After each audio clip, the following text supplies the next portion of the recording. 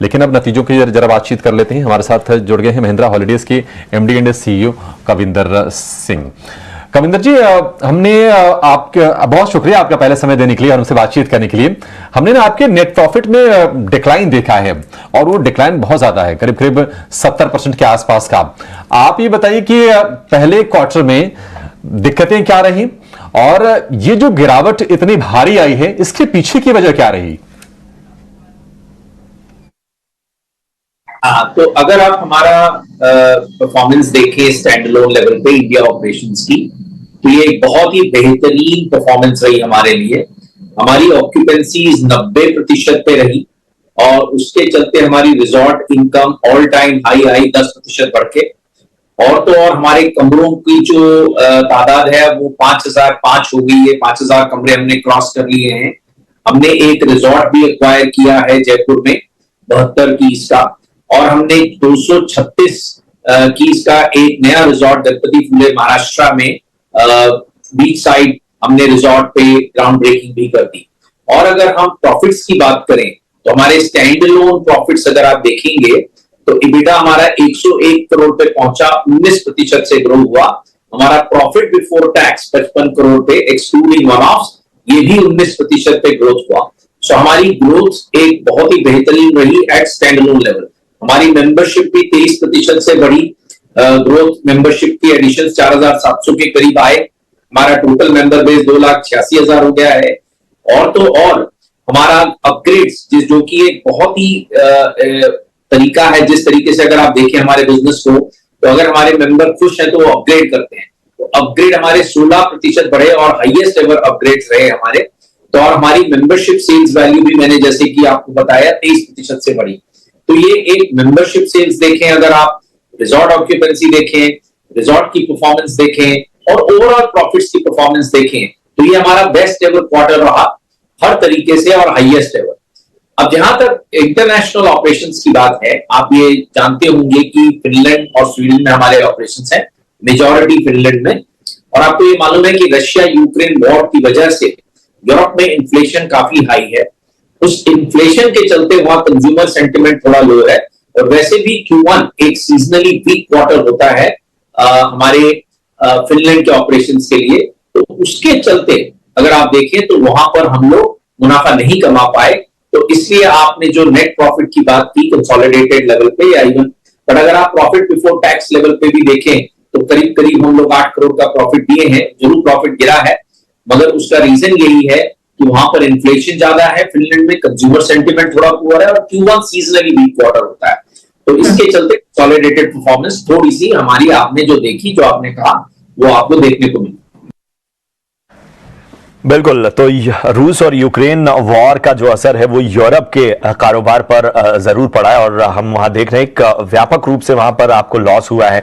क्या ये जो लॉस है, ये जो घाटा है, ये जारी रहने की उम्मीद है? अभी क्या वहां से संकेत मिल रहे हैं? और इंटरनेशनल और खासतौर पे यूरोप का जो बिजनेस है उसको लेके अब जब इस सेटबैक के बाद आपकी प्लानिंग क्या है?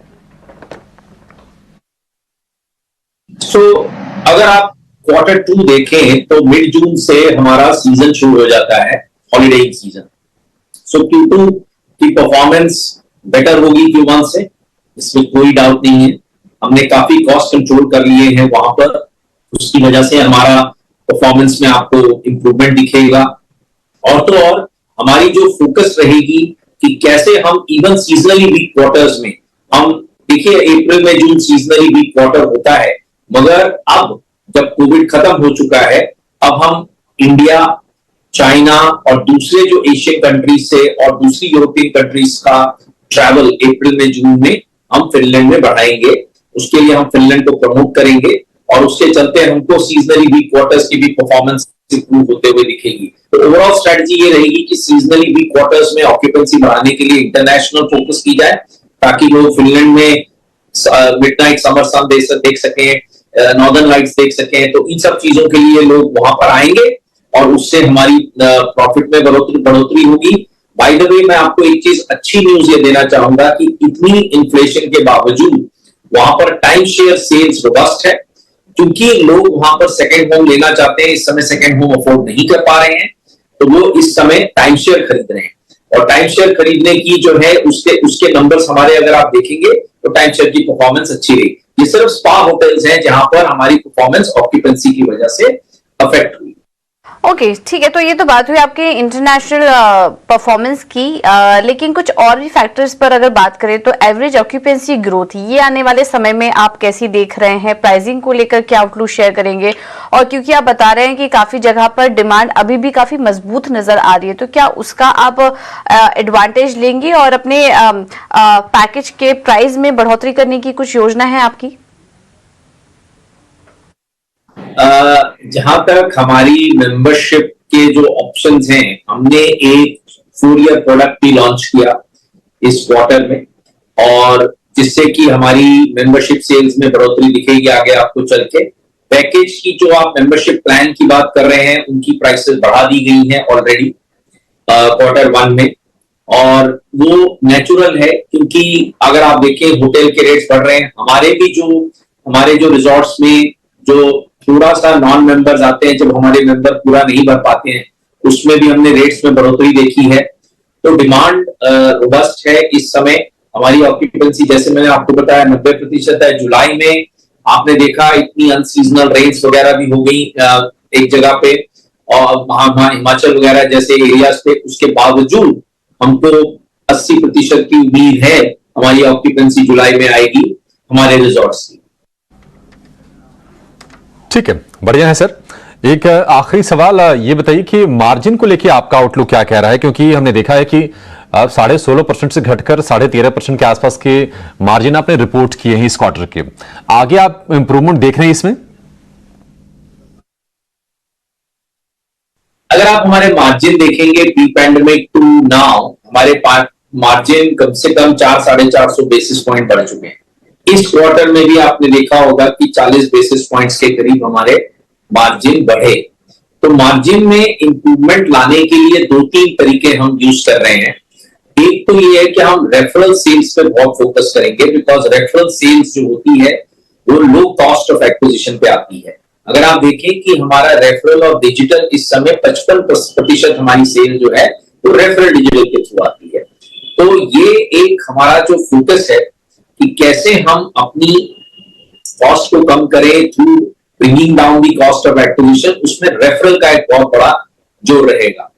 दूसरा, हमारी जो एनर्जी कॉस्ट है, रिजॉर्ट ऑपरेटिंग कॉस्ट, वहां पर हमने सोलार लगा दिया है। 20% हमारी एनर्जी इस समय सोलार के थ्रू आ रही है, और हम इसको 40% ले जाएंगे। उसमें हम और सोलार में लगाएंगे, सोलार प्लांट्स लगाएंगे। 22 रिजॉर्ट्स में हमारे सोलार पैनल्स लगे हुए हैं, जिसकी वजह से हमको बहुत सेविंग आ रही है। और हमारा प्लान यह है कि जहां तक प्रोडक्टिविटी का सवाल है, मैन पावर प्रोडक्टिविटी का, उसमें भी हम काफी इजाफा कर चुके हैं और आगे करते रहेंगे। तो अगर ये चीजें देखें, man power cost, energy cost, और जो मैंने आपको पहले बताया कॉस्ट ऑफ एक्विजिशन, ये सब चीजों पे फोकस रहेगा, जिसके चलते हमारा मार्जिन इंप्रूव होता हुआ आपको दिखेगा। ठीक है, तो महिंद्रा हॉलिडेज गो ग्रीन, बढ़िया प्लान है सर आपका। बहुत खुशी हुई जान के भी, और उम्मीद करेंगे कि आपके नतीजे यहां से बेहतर हों। खैर, बहुत शुभकामनाएं और आपको, और बहुत शुक्रिया आपका समय देने के लिए। महिंद्रा हॉलिडेज हम देख रहे हैं नतीजों के बाद लगातार दूसरे सत्र में ये शेयर प्रेशर में है। आज उतना प्रेशर नहीं है, लेकिन फिर भी 5-6 दिन से अगर हम शेयर को देखेंगे तो ठंडा पड़ा हुआ है। नतीजों के बाद थोड़ी सी गिरावट ही आई है। हालांकि ये शेयर नतीजों से पहले चला हुआ था, ठीक ठाक चला था, 350 रुपए के ऊपर भी गया था। लेकिन इस पर अब कपिल को जोड़ लेते हैं, हमारे एक्सपर्ट जुड़ गए हैं। कपिल, शुक्रिया आपका समय देने के लिए। पहले महिंद्रा हॉलिडेज के बारे में व्यू दीजिए, उसके बाद बाजार का सवाल आपसे पूछेंगे। महिंद्रा हॉलिडेज किसी के पास हो अगर, तो उसको क्या करना है? जी, महिंद्रा हॉलिडेज का चार्ट यहाँ पे हम एनालिसिस करते हैं तो रिजल्ट के चलते हमें पहले तो काफी एक अच्छा मूव देखने मिला हुआ, लेकिन पिछले 5 से 6 दिनों के सत्र में प्राइसेस में थोड़ा सा एक सेलिंग प्रेशर देखने मिला हुआ है। काफी ज्यादा रेड कैंडल्स और टेल यहाँ पे बन रही है, लेकिन इसका ब्रॉडर प्रोस्पेक्ट हम देखते हैं तो स्टॉक का बेस फॉर्मेशन काफी अच्छा हुआ है और यहाँ से स्टॉक प्राइस में मोमेंटम भी अच्छी आ रही है। तो यहाँ पे नो डाउट थोड़ा सा एक टेम्पररी रिएक्शन लग रहा है, लेकिन अगर कोई निवेशक ने यहाँ पे होल्ड किया होता है तो यहाँ पे इसको होल्ड करना चाहिए, क्योंकि इस स्टॉक ने 271 का जो काफी टाइम पहले का जो लेवल था, काफी सालों तक वो एक लेवल एज रेजिस्टेंस लेवल काम कर रहा था, तो उस रेजिस्टेंस का हमें ब्रेकआउट देखने मिला हुआ है। थोड़ा सा कूल ऑफ हो सकता है, लेकिन ऑफकोर्स इसको होल्ड कर सकते हैं। टेम्पररी थोड़ी सी वीकनेस आए तो 312 तक आ सकते हैं, तो जो मीडियम टर्म ट्रेडर हैं तो इसको होल्ड करना चाहिए, और थोड़ा सा डिक्लाइन करता भी है 312 के यहाँ पे, तो इसको एक्यूमुलेट भी कर सकते हैं। गिरावट पर महिंद्रा हॉलिडेज को खरीद सकते हैं, जिनके पास है वो बने रहे शेयर में, ये सलाह कपिल की ओर से। कपिल, मार्केट